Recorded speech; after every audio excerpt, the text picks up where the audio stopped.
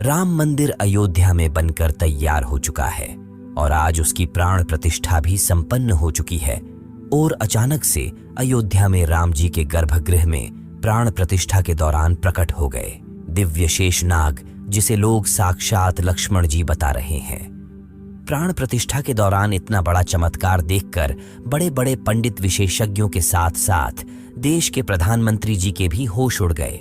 लेकिन इस चमत्कार को काफी शुभ संकेत माना जा रहा है।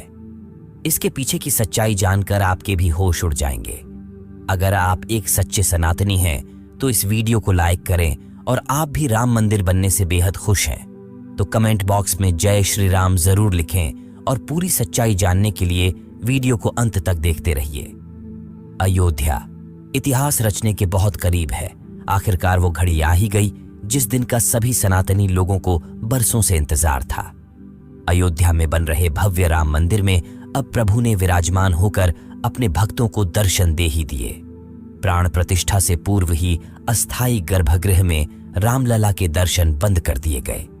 अब 23 जनवरी से दोबारा दर्शन आरंभ होंगे, जब राम को नवनिर्मित राम मंदिर के गर्भगृह में स्थानांतरित किया जाएगा। इस आंदोलन की आंच में पूरा देश झुलसा था।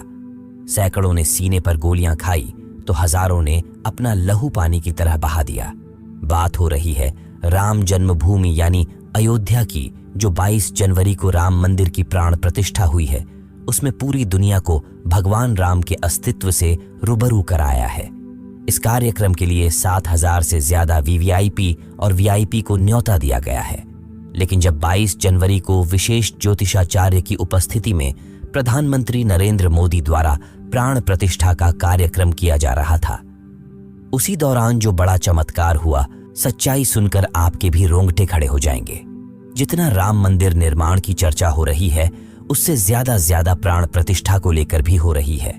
जब नरेंद्र मोदी यजमान प्राण प्रतिष्ठा की तैयारी करने पहुंचे तो चारों भाइयों के साथ राम लल्ला की छोटी प्रतिमा और 5 फुट की बालक स्वरूप राम लला की बड़ी प्रतिमा गर्भगृह में स्थापित की गई। सबसे पहले तो प्राण प्रतिष्ठा में जितने भी हमारे यहाँ देवता है, नवग्रह हैं और जितनी राशियां हैं, सभी को शांति करने के लिए पूजा अर्चना हुई। ये सब करने के बाद में मूर्ति के शुद्धिकरण किया और मंत्र जाप शुरू किया गया। ये मंत्र काफी वैदिक होते हैं। इन मंत्रों में ऐसी शक्ति होती है कि ये किसी भी मूर्ति के अंदर प्राण डाल सकते हैं। लेकिन जब प्राण प्रतिष्ठा का कार्यक्रम चल रहा था, इस दौरान वहां पर एक ऐसा चमत्कार हुआ जिसे देखकर सभी पंडितों के और वहां खड़े सभी लोगों के होश उड़ गए। गर्भगृह में प्रभु श्री राम की मूर्ति में चरणों के पीछे से अचानक सांप का एक छोटा बच्चा बाहर निकल आया, जिसे देखने के बाद सभी लोगों का यही मानना था। स्वयं शेषनाग ने प्राण प्रतिष्ठा के इस कार्यक्रम में आहुति दी है। सभी लोगों ने उन्हें प्रणाम किया और सुरक्षित तरीके से बाहर मंदिर परिसर के बाहर छोड़ दिया गया। लेकिन सबके मन में यही सवाल था, गर्भगृह बहुत सुरक्षित है, चारों तरफ से अंदर किसी जीव जंतु के आने की कोई संभावना नहीं है, तो सांप को छोटा सा सांप का बच्चा मूर्ति के पैरों में आखिर कहां से आया था? क्या वो वहां पर चमत्कारी रूप से प्रकट हुआ था? इसके बाद इस चमत्कार को शुभ संकेत मानकर स्वयं लक्ष्मण जी की वहां पर उपस्थित मानकर पुण्य प्राण प्रतिष्ठा का कार्यक्रम शुरू किया गया। अब सबको इंतजार था उन 84 सेकंड का, जिसके दौरान प्रभु श्री राम की आंखों से पट्टी हटने वाली थी और मूर्ति में प्राण प्रतिष्ठा होने वाली थी। इन 84 सेकंड को विशेष मुहूर्त के तौर पर देखा जाता है, जिसे अभिजीत मुहूर्त कहते हैं, जो कि 11 बजे से लेकर 12 के बीच कुछ सेकंड होते हैं। और जैसे ही 11 से 12 बजे के बीच अभिजीत मुहूर्त का निर्माण हुआ, उन खास 84 सेकंड के दौरान विशेष ज्योतिषाचार्य द्वारा प्रभु श्री राम की आंखों की पट्टी खोल दी गई। मूर्ति की आंखों के सामने रखा हुआ कांच अपने आप टूट गया और मूर्ति की प्राण प्रतिष्ठा संपन्न हुई। मतलब कहा जाए कि प्राण प्रतिष्ठा अर्थात पत्थर की मूर्ति को जीवंत करना है। चाहे पत्थर की मूर्ति हो, चाहे धातु की मूर्ति हो, चाहे लकड़ी की मूर्ति हो, जो भी मूर्ति होती है, प्राण प्रतिष्ठित होने पर ही वह पूजनीय होती है। यदि प्राण प्रतिष्ठा नहीं है तो जैसे दुकान में पंडित की हुई मूर्ति वही है, तो इसीलिए उसकी विधि विधान से प्राण प्रतिष्ठा की व्यवस्था है। जो शक्तियां परमात्मा में होती हैं। उन मंत्रों के द्वारा उन सारी शक्तियों को उस प्रतिमा में स्थापित किया जाता है जिससे लोग दर्शन करने के बाद और लाभ उठाते हैं और उन जिन जिन भावनाओं के साथ उनका दर्शन करते हैं उनका कल्याण होता है। अब सवाल उठता है कि अगर प्राण प्रतिष्ठा के दिन आम जनता राम मंदिर के दर्शन नहीं कर सकती है तो उनके लिए मंदिर के द्वार कब खुलेंगे? बता दें कि आम जनता के लिए राम मंदिर के द्वार 25 जनवरी से खुल जाएंगे। हालांकि मंदिर के दर्शन के लिए लोगों को पहचान संबंधित अपने दस्तावेज लेकर जाने होंगे। इन दस्तावेजों की लिस्ट में आधार कार्ड को पहले नंबर पर रखा गया है। इसके अलावा देश भर में संघ के 45 प्रांतों में रहने वालों को भी राम मंदिर दर्शन का न्योता भेजा गया है। इसके तहत रोजाना 25,000 लोग 45 दिन तक राम लल्ला के दर्शन करेंगे, जिनके ठहरने और खाने पीने की व्यवस्था राम मंदिर ट्रस्ट की ओर से की जाएगी। बता दें कि इनमें वे लोग शामिल होंगे जिन्होंने राम मंदिर आंदोलन में हिस्सा लिया था या जिन्होंने राम मंदिर धन संग्रह में कंधे से कंधा मिलाकर साथ दिया था।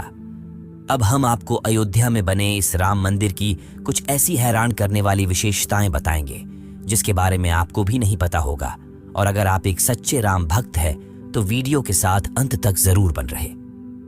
मंदिर का निर्माण प्राचीन भारत की नागर शैली में किया गया है। इस मंदिर की ऊंचाई कुतुब मीनार की लगभग 70% है।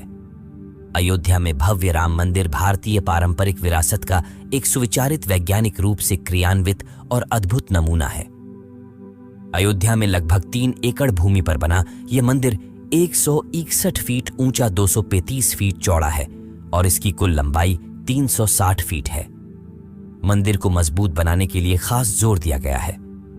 इसकी नींव 15 फीट गहरी है और फाउंडेशन पूरी तरह स्टोन से बना है। मंदिर में लोहे या स्टील का इस्तेमाल नहीं किया गया है, जिस कारण यह मंदिर 1000 सालों से भी ज्यादा समय तक सुरक्षित रहेगा। मंदिर का निर्माण इस तरह से किया गया है कि रिक्टर स्केल पर 7 की तीव्रता का भूकंप भी इसका कुछ नहीं बिगाड़ पाएगा।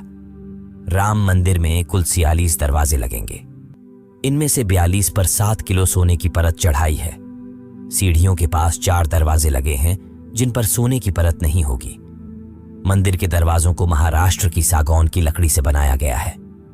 इन पर हैदराबाद के कारीगरों ने नक्काशी का काम किया है। मंदिर में राम नवमी के दिन भगवान राम का अभिषेक सूर्य की किरणों से होगा। दोपहर के समय जब सूर्य दक्षिण की ओर होगा तब मिरर और लेंस से सूर्य की रोशनी रिफ्लेक्ट होकर भगवान के ललाट पर पड़ेगी। सच में दोस्तों, राम मंदिर का इतिहास बहुत बड़ा है और हम सभी इसके इतिहास के सामने बहुत छोटे हैं, लेकिन ये हमारा सौभाग्य है कि हम राम मंदिर को बनता हुआ अपनी आंखों से देख पाए। हम नमन करते हैं उन सभी कार सेवकों को जिनके बलिदान से हमें आज का यह दिन देखने को मिला है। आप भी नीचे कमेंट बॉक्स में उन्हें श्रद्धांजलि जरूर दें। और अगर आपको ये वीडियो पसंद आई है, अगर आप एक सच्चे राम भक्त हैं, तो वीडियो को लाइक करके कमेंट बॉक्स में जय श्री राम जरूर लिखें। रोजाना ऐसी ही सत्य चमत्कारी घटनाएं देखने के लिए हमारे चैनल को सब्सक्राइब करके बेल आइकन प्रेस कर लें। धन्यवाद।